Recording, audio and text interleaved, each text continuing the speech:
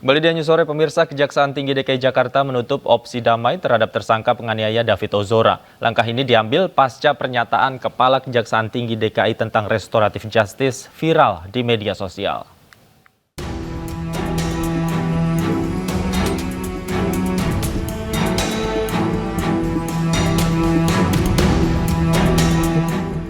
Peluang restoratif justice bagi Mario Dandi dan Shane Lucas sebelumnya dilontarkan oleh Kepala Kejaksaan Tinggi DKI Jakarta usai menjenguk David Ozora di rumah sakit. Semula peluang itu terbuka dengan catatan atas persetujuan kedua belah pihak, baik pihak Mario Dandi dan pihak David Ozora. Pasca menuai kecaman di media sosial, pernyataan itu diralat oleh Kejaksaan Tinggi Jakarta. Pintu damai dua tersangka tertutup rapat karena penganiayaan itu dinilai berdampak luas dan ancaman hukuman pidana mereka melebihi batas yang diatur dalam peraturan. Namun nanti di tahap berikutnya, misalkan di tahap sudah ditimpakan kepada kami, proses itu kami akan tetap menawarkan apakah ini akan dimaafkan secara yuridis sehingga dapat dilakukan proses tadi, restoratif justice. Kalau memang korban tidak menginginkan, ya, proses jalan terus. Proses RJ itu dilakukan apabila kedua belah pihak memang menginginkan perdamaian dan tidak ingin melanjutkan lagi perkara ini. Tapi kalau salah satu pihak tidak bisa, tapi tidak menginginkan, ya seperti bertepuk sebelah tangan. Sementara itu, keluarga David Ozora memastikan tidak ada perdamaian dalam kasus ini. Pasalnya kondisi David yang saat ini masih dirawat di rumah sakit. Meski mengalami progres yang cukup baik, kondisi David masih belum stabil, sehingga tim dokter masih terus melakukan stimulasi kesadaran kognitif untuk David. Pihak keluarga juga menginginkan proses hukum tetap berjalan agar memberikan efek jera bagi para tersangka. Dari Jakarta, tim liputan iNews melaporkan. Lantas bagaimana kondisi terkini dari David Ozora setelah hampir 1 bulan mendapat perawatan intensif? Untuk membahasnya kami telah terhubung dengan kuasa hukum David Ozora, Melissa Anggraini. Selamat sore, Mbak Melissa. Selamat sore. Mbak Melissa, saya ingin buka dengan pertanyaan update kondisi David hingga hari ini seperti apa perkembangannya, Mbak? Iya, sudah 28 hari ya David masih dirawat intensif di ruang ICU.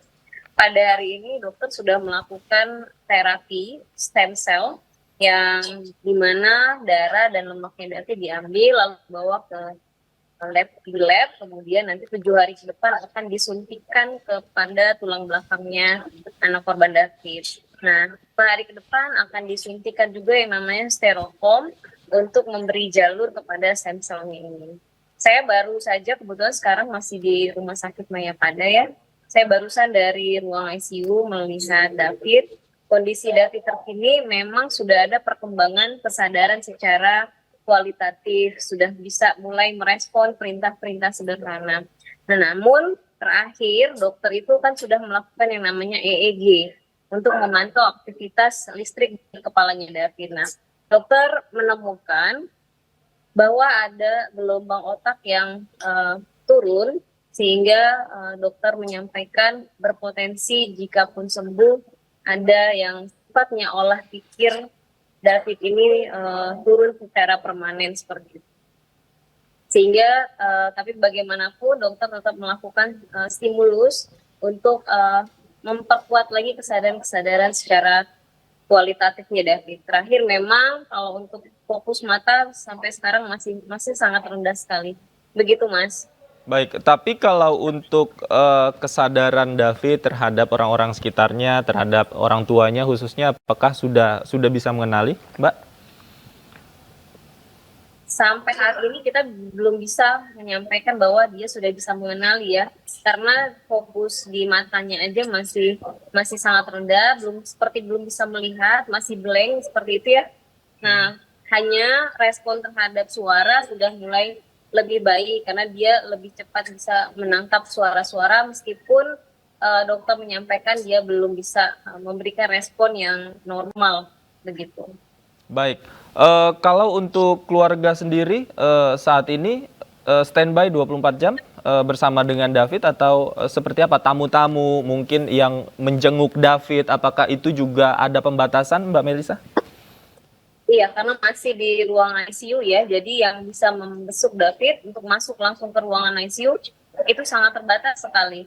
benar-benar yang diperkenankan saja gitu ya. Termasuk orang tua juga sudah mulai diperbolehkan oleh dokter lebih sering berada di ruang ICU karena sedang membangun yang namanya psikologis dan emosionalnya David. Tadi saya sempat ke ruangan ICU dan kakinya David itu masih cukup meronta-ronta, emosinya juga, tetapi alhamdulillah dokter sudah memutuskan untuk melepaskan ikatan baik di tangan maupun di kakinya David. Seperti itu. Kalau untuk tamu-tamu sejauh ini hanya di ruangan yang berada di ruang tunggu ICU ya, sehingga hanya bisa memberikan support dan doa serta semangat kepada orang tuanya David. Oke. Selanjutnya saya ingin masuk ke soal restoratif justice yang pintunya diklaim oleh Kepala Kejaksaan Tinggi DKI Jakarta ini sudah ditutup rapat-rapat untuk tersangka. Tanggapan Anda, Mbak? Ya. Dari awal memang kita sampaikan ya, terlebih ketika kita melihat video bagaimana penganiayaan yang dihadapi oleh anak korban D, kemudian bahkan sampai hari ini juga masih terbaring di ruang ICU. Terlebih lagi dokter sampaikan kemungkinan olah pikirnya dia akan menurun secara permanen, sehingga semakin bulatlah dari keluarga untuk menolak adanya diversi. Nah, terkait yang disampaikan oleh Kak Jati, memang pada saat bertemu dengan keluarga, Kak Jati memang tidak sama sekali menyampaikan adanya upaya atau wacana restoratif justice. Kak Jati hanya fokus terkait melihat kondisi kesehatannya David, kemudian menyampaikan bahwa memang benar anak korban D ini mengalami penganiayaan yang berat, yang sangat keji. Lalu beliau mendorong terkait dengan pemulihan kesehatan, karena ini pasti akan panjang ya, melalui restitusi, karena itu adalah merupakan hak-hak dari anak korban. Nah, itu yang disampaikan oleh Kak Jati, tidak sama sekali menyampaikan restoratif justice. Sehingga ketika kita mendengar klarifikasi dari Kak Jati bahwa beliau itu menjawab pertanyaan terkait dengan anak AG, yaitu diversi, ya kita memahami begitu.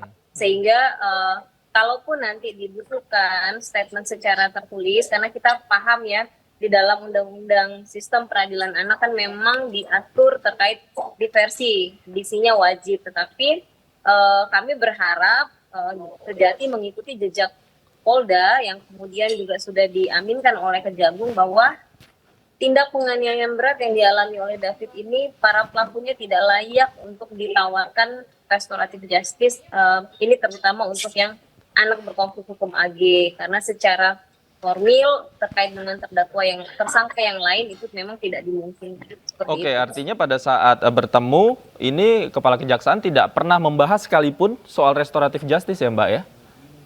Iya, sama sekali tidak pernah menyampaikan apapun terkait dengan restoratif justice begitu. Sehingga kita pun juga mendengar dari media ya, ada sedikit tanda tanya juga di keluarga, mengapa pada saat ketemu dengan keluarga belum disampaikan, tetapi kita mendengar dari media. Tetapi sore itu langsung disampaikan dan diklarifikasi oleh Pak Kajati, dan keluarga memahami, mengapresiasi. Ternyata yang dimaksud oleh Kajati itu adalah terkait dengan anak AG, dan itu menjawab, konteksnya menjawab pertanyaan dari wartawan.